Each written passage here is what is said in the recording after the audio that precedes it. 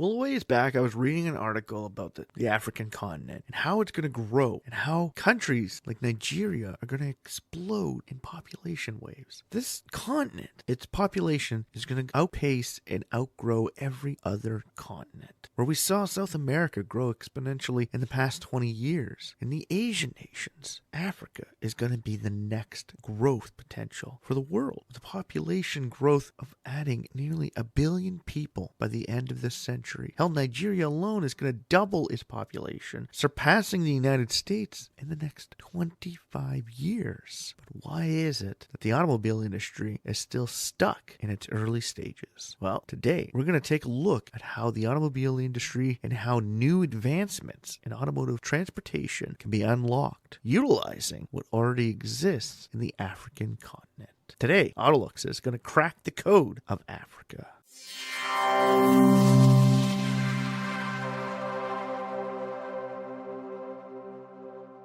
Welcome back to the AutoLooks podcast. I am your host, as always, the doctor to the automotive industry, Mr. Everett J., coming to you from our main host website, autolooks.net and podbeam.com.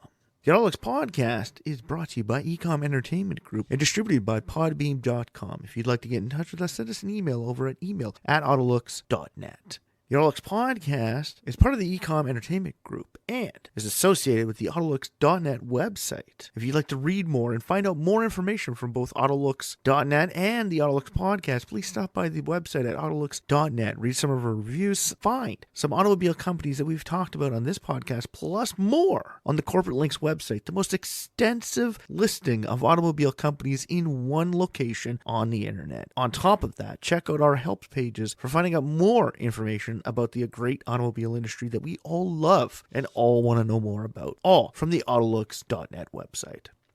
So like I said at the beginning of this podcast, we're going to be cracking the code for the African continent. Africa is a nation which we've talked about in one of our previous podcasts, Africa, the Last Frontier, which is essentially just that, the last unbroken frontier for the automobile industry. Everybody looks at India, Pakistan, China, hell, even smaller Eastern European nations that are just going through their growth spurts, and even the South American continent as growth for the automobile industry. But all of these things have one thing in common: infrastructure, and mass amounts of infrastructure, and governments that pour money into infrastructure. Well, Africa is the only continent that doesn't have that. With multiple nations across this vast continent, and multiple nations not getting along with each other, development of infrastructure between all great nations of the African continent has been at a snail's pace. There are a few nations that have massive amounts of great quality infrastructure, Egypt, South Africa, and Morocco being 3 of them. But countries like Kenya, Nigeria, Nairobi, Sudan, and even Congo are all left in the backside. After the fall of both the British, the French, the Spanish, the Dutch, and even the German empires' retraction from the African continent, a lot of the great infrastructure projects that they had put into place were only built to serve their needs. They were built to bring things out of the African jungles and from the mountains and the rivers. They were all served just to bring goods from the continent back to their home nations. So any major infrastructure projects that were put in place were only there to serve a higher power. So by having all of these great railroads,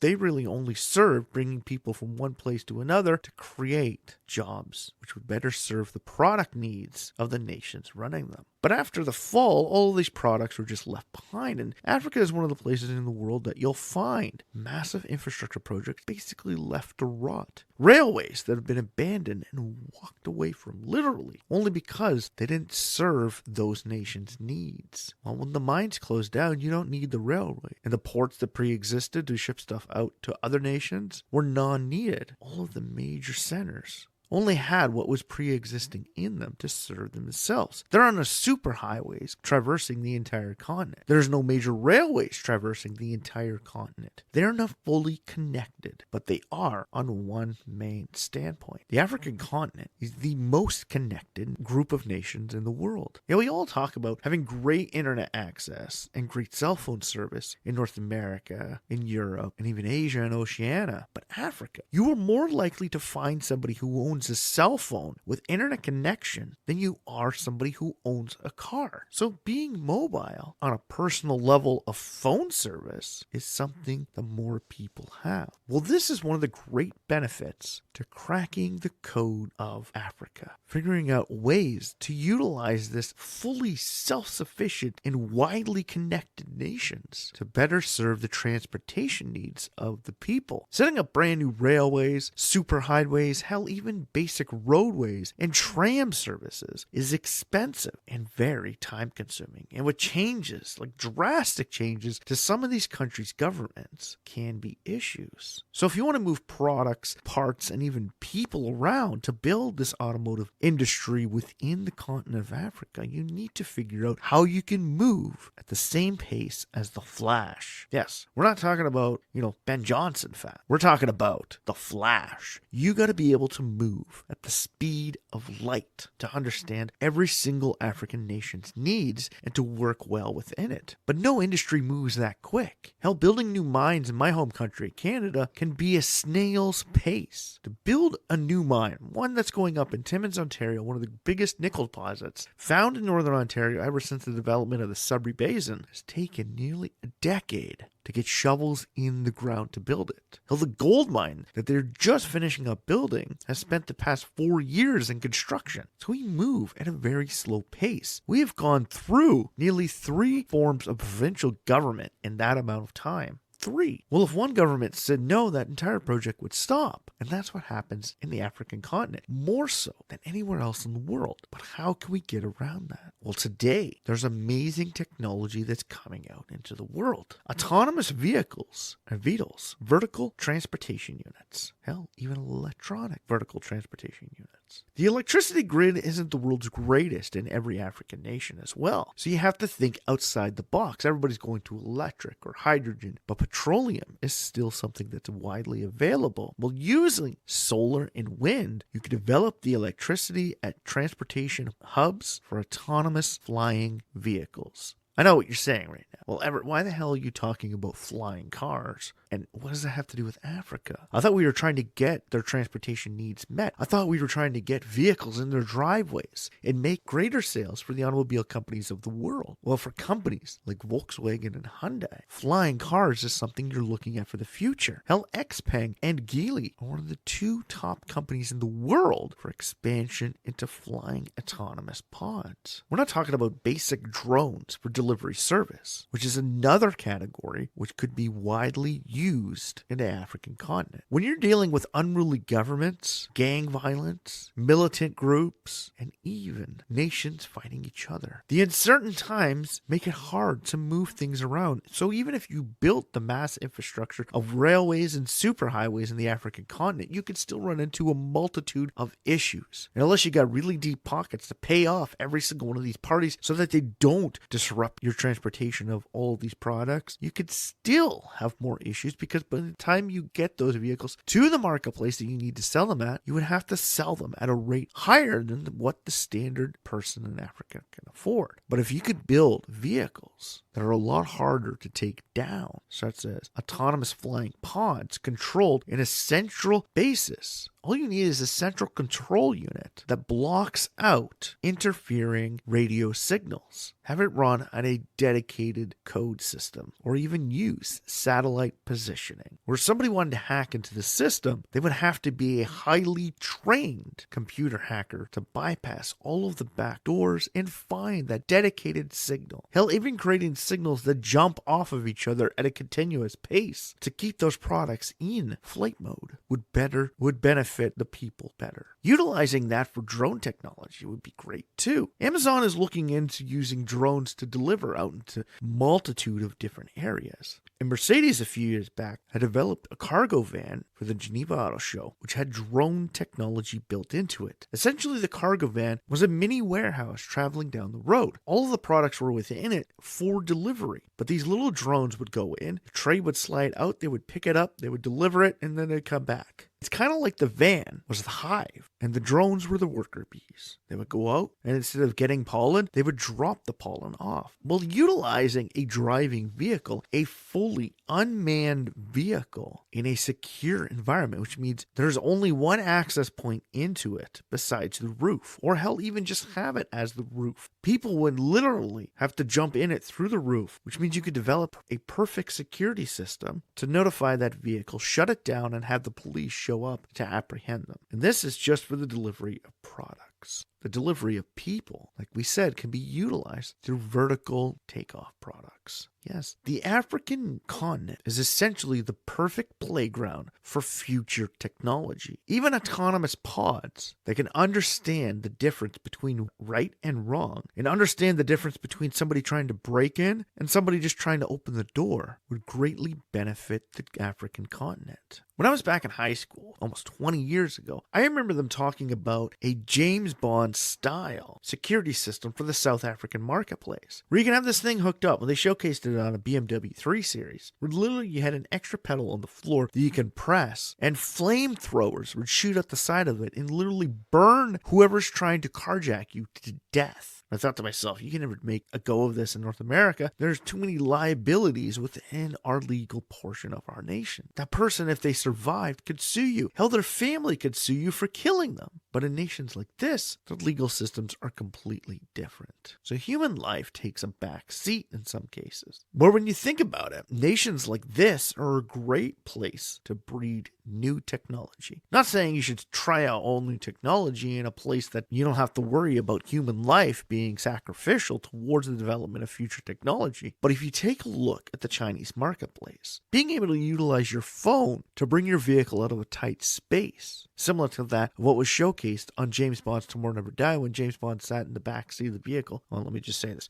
My favorite James Bond character, Pierce Brosnan, one that should have never been gotten rid of. He was great, and he had 3 great movies for his future coming up. One where he played against his stunt double, and trust me, it would have been great, but they got rid of him. In the back of Tomorrow Never Dies, he was in the back of his BMW 7 Series driving the car from his cell phone. Well, in North America, we can't develop this type of technology and have it out onto the roads. There are too many liabilities. Hell, Elon Musk has learned that with his autonomous driving system. Everybody's all like, oh, there's autonomous technology in his vehicles. We can use it. And then what started happening? People are doing dumb shit with it, and he's getting sued. Even though he said this wasn't commercially available to you. It's built into the programming of the vehicle. You just managed to unlock it, and then you put a stupid video on YouTube that shows every idiot out there how to unlock this technology. This technology wasn't built into the vehicle for your usage. Now, today, it is, similar to that of Super Cruise with General Motors, but there are very limited abilities for that technology. And if you see in autonomous vehicles like Waymo and even the Cruise system being driven around San Francisco, you see that there are lots of issues. And why are there a lot of issues with these autonomous vehicles? It's the development behind their systems. They're built off of a perfect world situation. The programmers of these are in first world nations where they understand that these vehicles can operate in a perfectly transitional world. One's with lanes, one where people obey traffic laws. Well, not all of them, but so their chaos factor is not there. Well, the chaos factor is extremely high. It exists at the perfect point in Africa. Yes, the African nations are a great breeding ground for the chaos theory of autonomous technology. Even using it for flying vehicles, you can use it for that to work out every single possible issue that can arise within the movement of those products.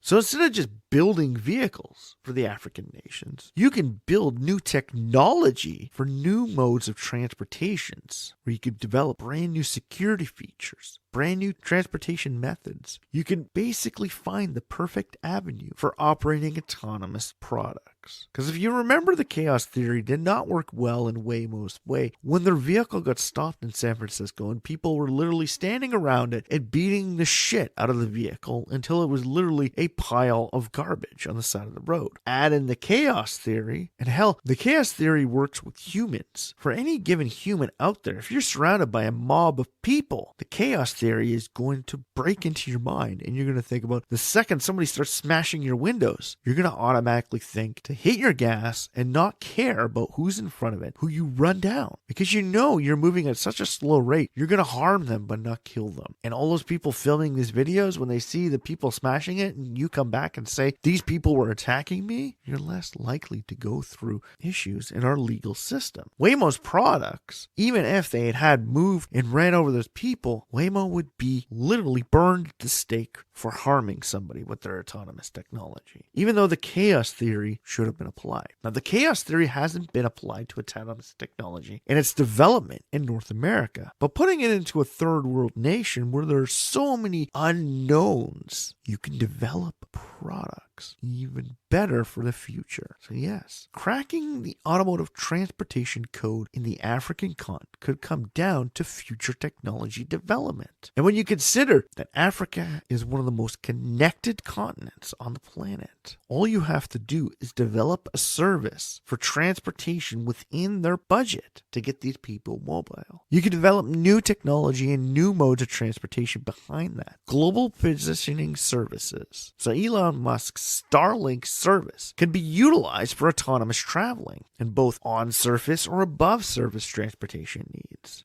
Africa has a lot of potential in cracking the code of perfect transportation needs for a nation that has an unperfect environment. That is what you all have to figure out. And that is the one thing that AutoLooks has figured out, is that cracking the African continent doesn't lie in being able to move your products or build your products or deal with all the multitude of nations within it. It's about utilizing the technology that pre-exists to benefit the distribution and mobility of your products. Like we said in our Africa the Last Frontier podcast, China has cracked the code of sending breakdown kits to select areas to be put together and redistributed for sales within those general populations. Now, they're not existent for every major population on that continent, but they're existent in the major urban areas. And all they are is knockdown kits. All these products are built offshore and then they're shipped in to an assembly facility. Something similar that Henry Ford did. And that's one of the easiest ways to crack the automotive code in Africa, is if all those areas are too expensive to try and build these plants because the government can change before the plant is built, or other things can happen. Building assembly facilities out of pre-existing warehousing space can be utilized to build your products. How do you think Mexico built a massive auto industry? With improper mass infrastructure, a lot of back areas, and a major stranglehold by the underground society, Mexico managed to overcome all those major hurdles to build one of North America's fastest growing automotive sectors. Now, their lower wages make it more attracting to building products in both Canada and the United States. One thing that we in both of these nations aren't too crazy about, but consider the fact that we laid it out that up to 85% of the products going into vehicles even built in those nations have to be built by people making $15 an hour or more. When you consider that against North American production, where the average assembly line worker will make $25 to $30 an hour, that's still a massive savings. And with infrastructure in select production cities being connected to major centers around the globe, you can now produce those vehicles and move them all over the major American, Canadian, and even South American economies. This is something that Africa can use as a benefit. Learning from how Mexico and Brazil have built their automotive nations and built their entire economies for the automobile production, these areas can teach the African continent how to build and manage automotive production within it. Technology is a great start for the future use of autonomous vehicular travel, but production also has to exist in these areas, where if building brand new plants is too costly and too time-consuming, knockdown kits shipped in could be your secondary source. A lot of these countries are looking to create jobs. They're looking to get into these industries, and they know that building these knockdown assembly plants could help their nation build the automobile industry that it requires. Because as you have these plants assembling all these things, eventually the people there working for those or working for ancillary production companies will eventually find ways to build products and have them shipped to those plants. Which means that one plant can balloon from one central location of assembly into a multitude of many different smaller facilities servicing that one major industry, similar to that of China and how they built their automobile industry on building production vehicles from elsewhere in their own nation. They eventually built one of the biggest automobile producing industries in the world, all with the help from other nations. Building assembly facilities got them their start. And from that, they learned how to put them together. And their infrastructure can expand. And the governments can see how this job creation can grow even further with mass infrastructure spending. That also can help stabilize your nation. Everybody who is always against this capitalist idea needs to understand that China is a communist nation. But when they allowed capitalist ideologies into their nation and became a communist capitalist nation, what happened to that great nation? It blew up in front of us to become one of the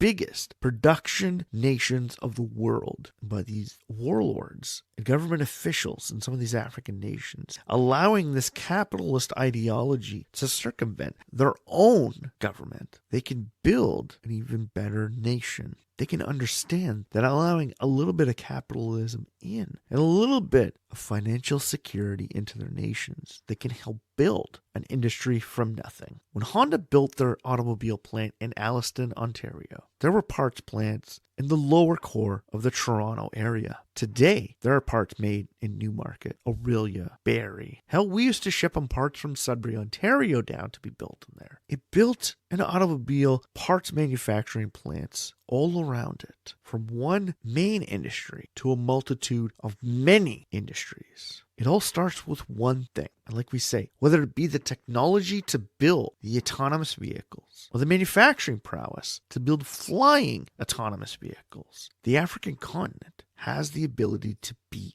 cracked for the future of transportation. The only thing we need to understand is which one do we start with. Starting with all three would be great, but picking one of them. Terrafuga setting up a small knockdown assembly set in Nigeria and utilizing that along with the connectability of that nation that could slowly build a flying transportation hub which grows its green power base and the mobility of the general public. It could be one step ahead of other nations in the world. Where in North America, this idea is just a conception. Africa can literally put it into place. Africa, as we said in our last podcast, is the next frontier for the automobile industry. And it's not the next frontier for automobile production. It's the next frontier for automotive technology. Africa has such a chaos factor that unlocking and using that chaos factor is the number one thing that can help the automobile industry for the future.